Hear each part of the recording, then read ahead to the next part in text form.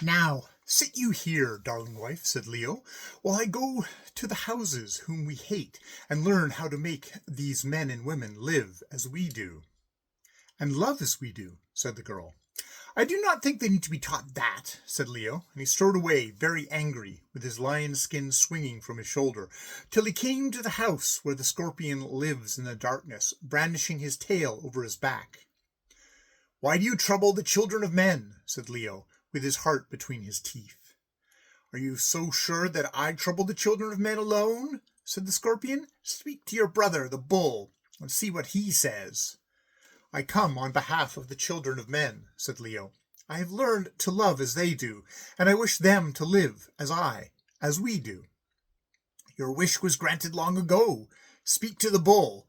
He is under my special care," said the scorpion.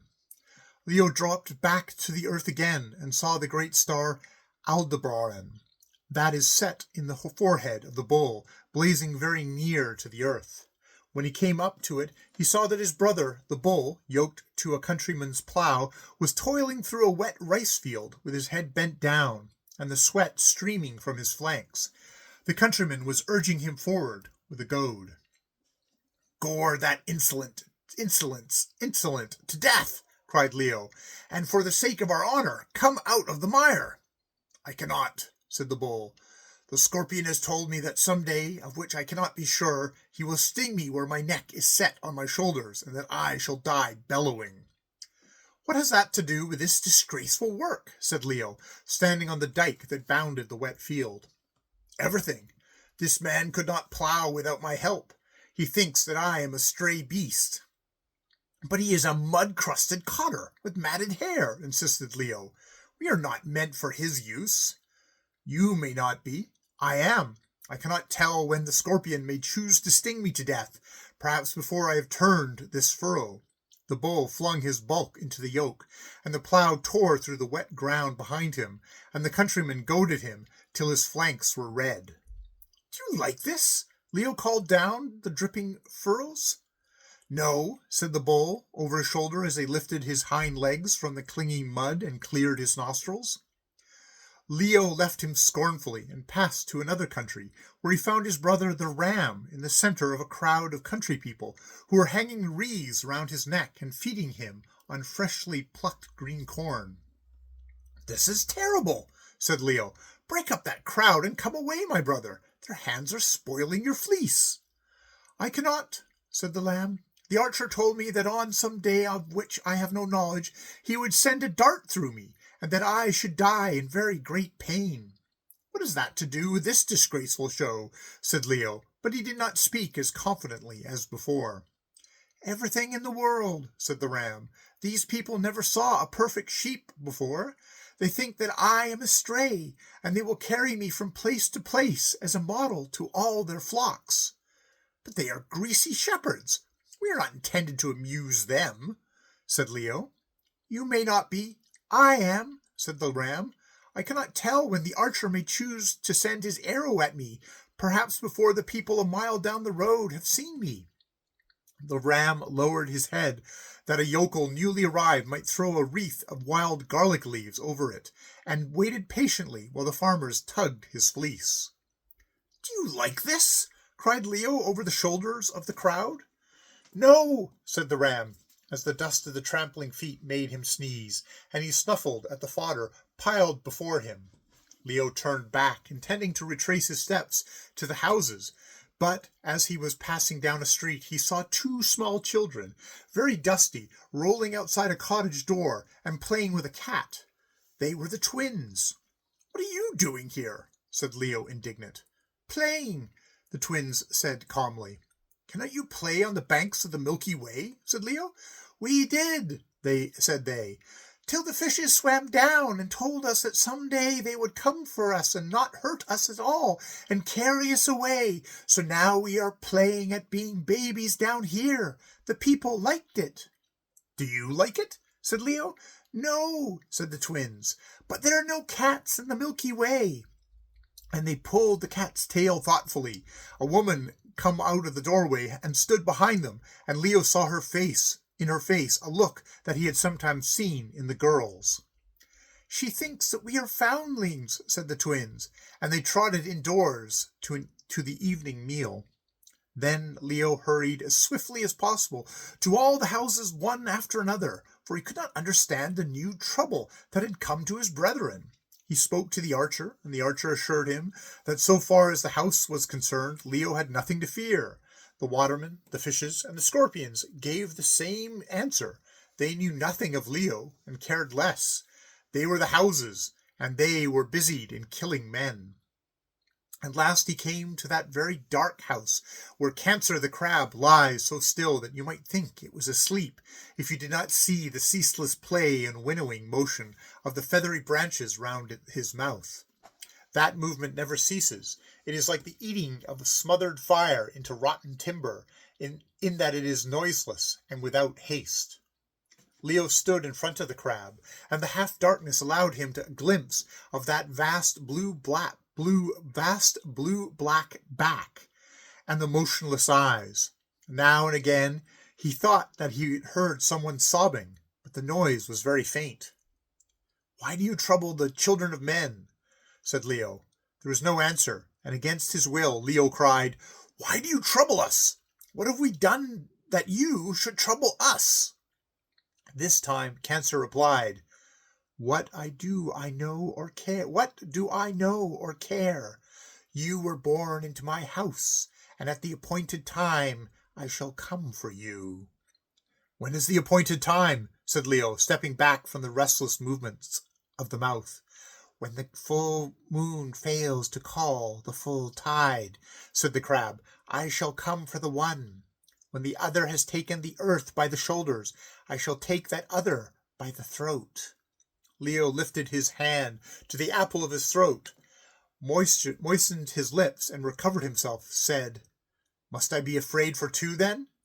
"For two," said the crab, "and as many more as may come after." "My brother, the bull, has had a better fate," said Leo sullenly. "He is alone." A hand covered his mouth before he could finish the sentence, and he found the girl in his arms. Womanlike, she had not stayed where Leo had left her, but had hastened off at once to know the worst, and passing all the other houses, had come straight to Cancer. "That is foolish," said the girl, whispering. "I have been waiting in the dark for long before you came. Then I was afraid, but now—" She put her head down on his shoulder and sighed a sigh of contentment. "I am afraid now," said Leo. "That is on my account," said the girl. "I know it is, because I am afraid for your sake. Let us go, husband." They went out of the darkness together and came back to the earth, Leo very silent, and the girl striving to cheer him. "My brother's fate is the better one," Leo would repeat from time to time, and at last he said, "Let us each go our own way and live alone till we die. We were born into the house of Cancer, and he will come for us." I know, but where shall I go? And where will you sleep in the evening? But let us try. I will stay here. Do you go on?" Leo took 6 steps forward very slowly, and 3 long steps backwards very quickly, and the 3rd step set him again at the girl's side. This time it was she who was begging him to go away and leave her, and he was forced to comfort her all through the night. That night decided them both never to leave each other for an instant, and when they had come to this decision, they looked back at the darkness of the house of Cancer high above their heads, and with their arms round each other's necks, laughed. Ha ha ha! Exactly as the children of men laughed, and that was the first time in their lives that they had ever laughed.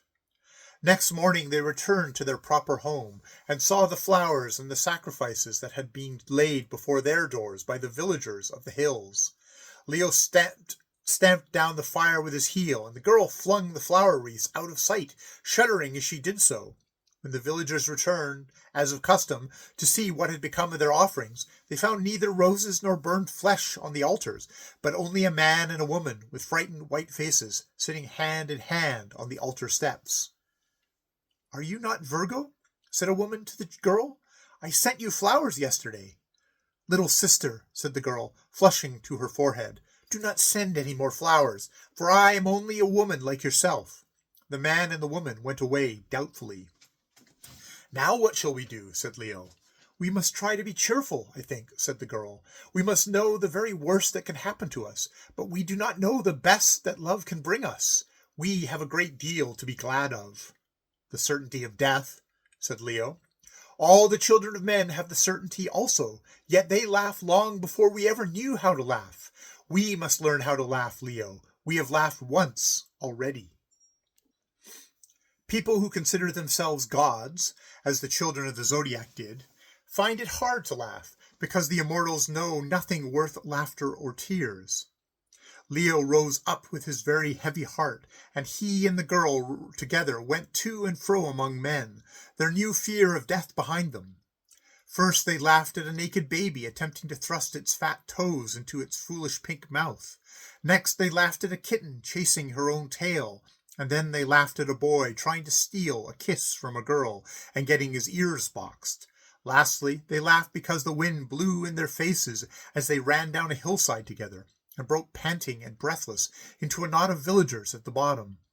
The villagers laughed too at their flying clothes and wind-reddened faces, and in the evening gave them food and invited them to a dance on the grass, where everybody laughed through the mere joy of being able to dance. That night Leo jumped up from the girl's side, crying, "Every one of those people we met just now will die." "So shall we," said the girl sleepily. "Lie down again, dear." Leo could not see that her face was wet with tears. But Leo was up and far across the fields, driven forward by the fear of death for himself and for the girl, who was dearer to him than himself. Presently he came across the bull drowsing in the moonlight after a hard day's work, and looked through the half-shut eyes at the beautiful straight furrows that he had made. "Ho," said the bull, "so you have been told these things too. Which of the houses holds your death?" Leo pointed upwards to the dark house of the crab and groaned. "And he will come for the girl too," he said. "Well," said the bull, "what will you do?" Leo sat down on the dike and said that he did not know. "You cannot pull a plough," said the bull, with a little touch of contempt. "I can, and that prevents me from thinking of the scorpion." Leo was angry and said nothing till the dawn broke, and the cultivator came to yoke the bull to his work. "Sing," said the bull, as a stiff, muddy ox bow creaked and strained. "My shoulder is galled. Sing one of the songs that we sang when we thought we were all gods together." Leo stepped back into the cane brake and lifted up his voice in a song of the children of the zodiac, the war whoop of the young gods who are afraid of nothing. At first he dragged the song along unwillingly, and then the song dragged him, and his voice rose across the fields, and the bull stepped to the tune, and the cultivator banged his flanks out of sheer light-heartedness, and the furrows rolled away behind the plough more and more swiftly. Then the girl came across the fields, looking for Leo, and found him singing in the cane. She joined her voice to his, and the cultivator's wife brought her spinning into the open and listened with all her children round her. When it was time for the nooning, Leo and the girl had sung themselves both thirsty and hungry, but the cultivator and his wife gave them rye bread and milk and many thanks, and the bull found occasion to say, "You have helped me to do a full half field more than I should have done. But the hardest part of the day is to come, my brother."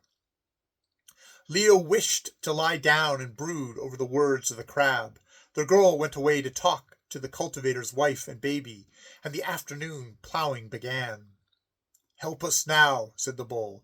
"The tides of the day are running down. My legs are very stiff. Sing, if you never sang before." "To a mud-splattered villager?" said Leo. "He is under the same doom as ourselves. Are you a coward?" said the bull. Leo flushed and began again with a sore throat and a bad temper. Little by little he dropped away from the songs of the children and made up a song as he went along, and this was a thing he could have never done had he not met the crab face to face. He remembered facts concerning cultivators and bullocks and rice fields that he had not particularly noticed before the interview, and he strung them all together, growing more interested as he sang, and he told the cultivator much more about himself and his work than the cultivator knew. The bull grunted approval as he toiled down the furrows for the last time that day, and the song ended, leaving the cultivator with a very good opinion of himself in his aching bones. The girl came out of the hut where she had been keeping the children quiet and talking woman talk to the wife, and they all ate the evening meal together. "Now yours must be a very pleasant life," said the cultivator, "sitting as you do on a dike all day and singing. Just what comes into your head? Have you been at it long, you two gypsies?" "Ah," lowed the bull from his byre, "that's all thanks you'll ever get from men, brother." "No, we have only just begun it," said the girl, "but we are not going to keep to it as long as we live. Are we not, Leo?" "Yes," he said, and they went away hand in hand. "You can sing beautifully, Leo," she said, as a wife will to her husband. "What were you doing?" said he. "I was talking to the mother and the babies," she said. "You would not understand the little things that make us women laugh." And am I going to do this gypsy work?" said Leo. "Yes, dear, and I will help you."